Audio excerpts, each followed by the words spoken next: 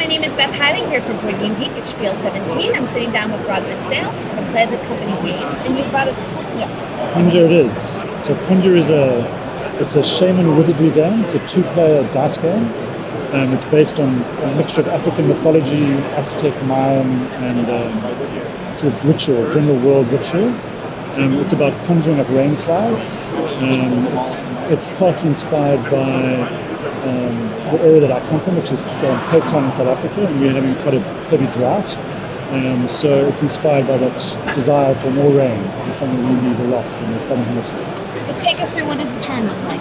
Okay, so the game is, it's a two-player game. Each player represents a wizard, a shaman wizard, and on their turn, a player will select from the 5 ancestors that are represented in the middle of the board. Each ancestor gives the active player a favor, which is the top action, and then both players get a blessing, which is the bottom action. So it's an action selection game to get a particular resource. Each ancestor gives a specific aspect of the game resource. So the top ancestor gives resources. This ancestor refreshes spell cards. This ancestor lets players buy and sell relic cards, which are these powerful effects that they have. This ancestor lets you untap your relics. So when you play a relic card, it gets turned sideways, and this obviously lets you unexhaust that card. And then finally there is the cloud ancestor, which lets you spend gold tokens to summon clouds. And you can basically, and you can also upgrade clouds to sort of a stormy side of the tokens. So a turn consists of a player selecting one of the ancestors down the middle of the board. Then both players receive the blessing of that ancestor. And then the meat of the game is players then roll their dice. There are 5 green dice and 2 resource dice, 2 white resource dice. And how the game works is that the game is a spiritual successor to our first game, which is called Untitled Chapter. So the game designer has developed that system and simplified it into a faster 2-player game.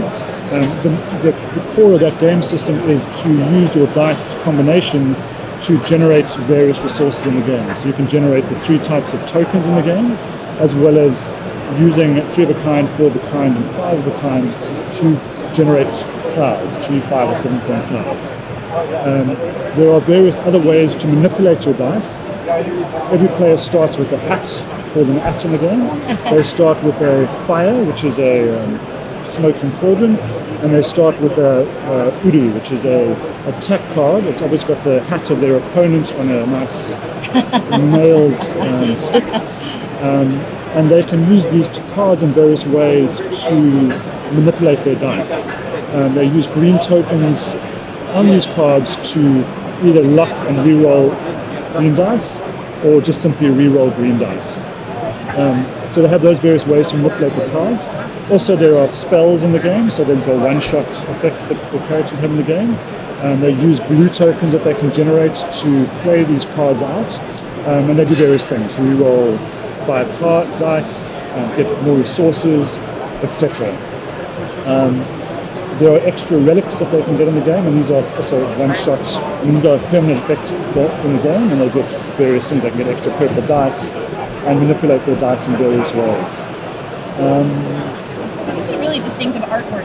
It is a distinctive artwork. I'm the artist of the game, I'm the writer, and then I work with a very clever game designer who was responsible for our first game.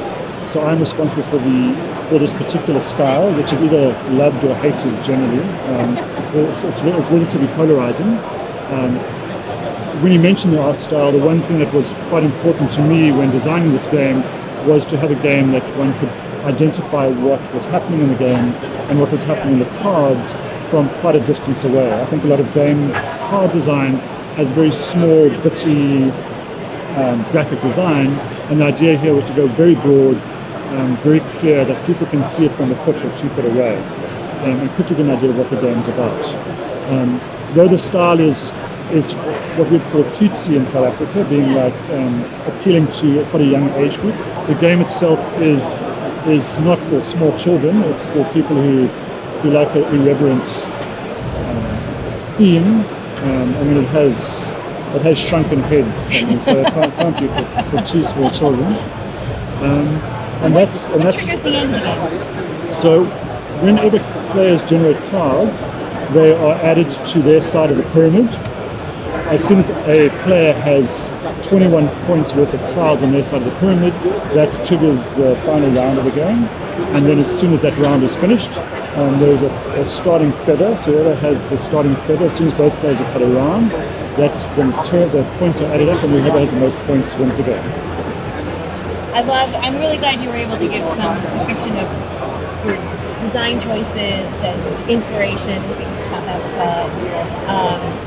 Do you find you guys also made custom dice for this as well? Made custom dice. So it was quite a request from the fans of our previous game, which is Ancient Terrible Things, is that we had the game with standard pip dice, and there was lots of requests for custom dice, and I had resisted the desire to do that because I quite liked the classicism of just a pip dice. And I think in this modern day and age, I think people sort of almost expect a bit of a custom dice. Although it's become sort of a parlance to have custom dice. So it took us quite a while to design skull dice that actually work at this sort of size.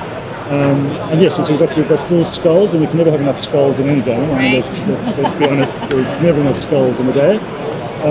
And we've developed this with custom dice, and we've also produced the same sort of custom dice for Ancient Terrible Things, to obviously for those who were always begging to us to create these dice.